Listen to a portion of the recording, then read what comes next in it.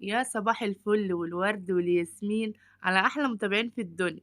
ازيكم يا حبايبي؟ عاملين ايه؟ صباح الرضا والجمال، صباح المانجا والسكر، صباح الهنا، صباح القشطة، صباح السعادة والسكر الزيادة على احلى واجمل متابعين في الدنيا. قبل ما نبدأ الكلام يا حبايبي تعال نصلي على النبي. صلي على النبي يا حبايبي عليه الصلاة والسلام. ايه ام تغيب بتعملي ايه كده؟ قولي لنا كده على الصبح. قلت بقى الم المواعين كلها اغسلها واروق المطبخ تروقه حلو زي ما انتوا شايفين كده.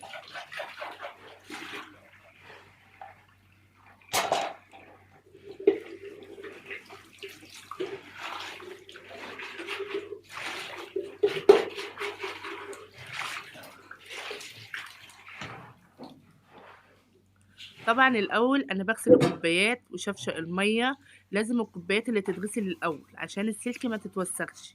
وبعد كده مسكت الاطباق كلها غسلتها، وغسلت الحلل في الاخر بالصابونه السمراء بتاع الحلل عشان المواعين تبقى نظيفه.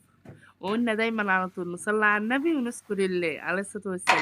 قلت لكم قبل كده طول ما المطبخ نظيف الحته نظيفه، هتلاقي الشقه كلها نظيفه. اهم حاجه في البيت المطبخ، مش هتشيل اهم حاجه بعد كده.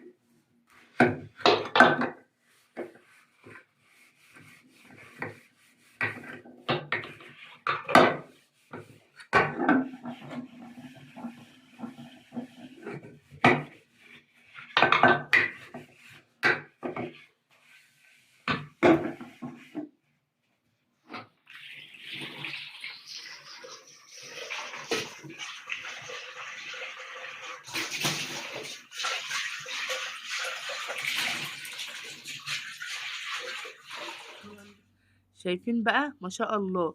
غسلت بقى كل الاطباق والكوبايات. شايفين الحله بتلمع؟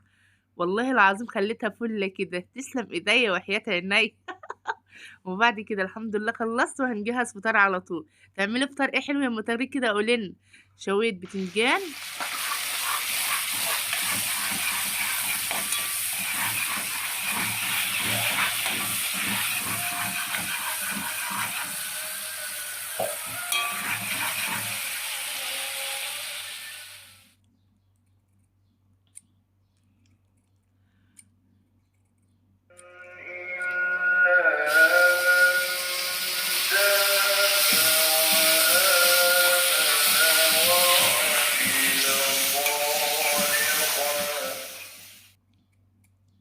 شوية بتنجان والوقت عملت له الدقة. عملت ايه دقة؟ عملت قشرت فصين توم وعملتهم في الكبة وقرنين شطة. والوقت نزلت بالطماطم لما التومة اصفرت معايا. وبعد كده قطعت 3 حبات طماطم مكعبات. وبعد كده حطيت شعر الكمون وشوية ملح وشوية فلفل أسمر. وما الطماطم السبكت معايا كنت مقشرة البتنجان وهنزل بيه وههرسه حلو وهدى عليه ياخد ويدي بشكل ودي. والوقت بنزل في البتنجان بعد ما قشرته ولازم اخليه يبقى ناعم كده مع الصلصه. ما شاء الله والله العظيم كان جميل، كان طعمه جميل. عند ايمن ابني بيحبه كده، باجي احمره يقول لي لا يا ماما اعمليه كده بيبقى حلو قوي. شايفين ما شاء الله، بألف هنا يا رب الكل اللي كل منه. وقلنا دايما على طول نصلي على النبي ونذكر الله عليه الصلاة والسلام. تترحم على أمي وأبويا موتانا أجمعين يا رب العالمين. والوقت فقشت البيض بحتة سمنة حلوة. وكنت بعت جبت فول وطعمية. ما شاء الله اشتغلنا الفول والطعمية وكناش من قبل العيد. بعت أيمن جاب فول وطعمية، وكان فيه بتنجان وبيض وقتة. ودي يا حبايبي شكل الفطار معانا، حاجة تفتح النفس ما شاء الله. والله العظيم كانت أكلة جميلة. شايفين بقى بعد ما حطيته على الصينية، شايفين البتنجان بتاعي والفول والبيض والخيار والطماطم، وتسلم ايديا وحياة عيني. قلنا دايما على طول نصلي على النبي ونذكر الله عليه الصلاة والسلام. طبعا بقى احنا طلعنا بالصينية بره وانا عمالة اكل. اقول لكم شايفين البتنجان، اول ما نزلت على البتنجان على طول.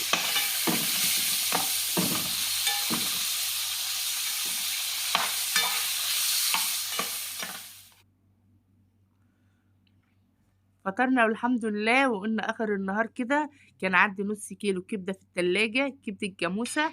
وقلت اما اعملها. وما شاء الله الوقت بقى حطيتها تتشوح كده، وقطعت فصين توم صغيرين.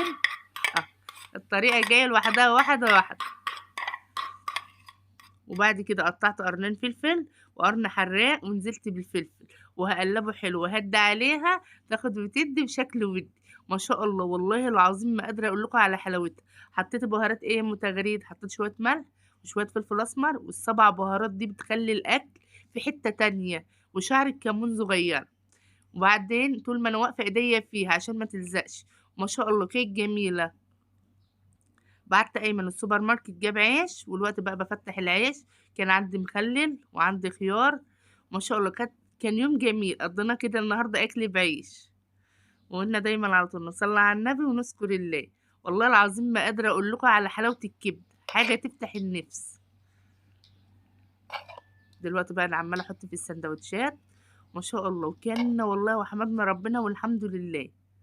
ودي شكل الاكل معانا. والله يا حبايبي فضلنا على الاكل بتاع الفطار لما لاخر النهار. قلنا هنطبخ ايه رايكم يا عيالي؟ نطلع حته الكبده اللي في الفريزر ونعملها اخر النهار. قالوا خلاص ماشي يا ماما.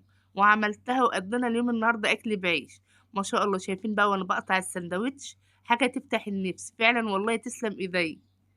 ما شاء الله كيك جميله ولا ريحتها. في بقى الكبده دي لها كذا طريقه. يعني في ناس بتقطع لها طماطم، في ناس بتعملها ببصل. انا عملتها ازاي؟ شوحتها حلو، حطيت لها فصين توم، قطعت فلفل بس، وقلبتها حلو وحطيت البهارات.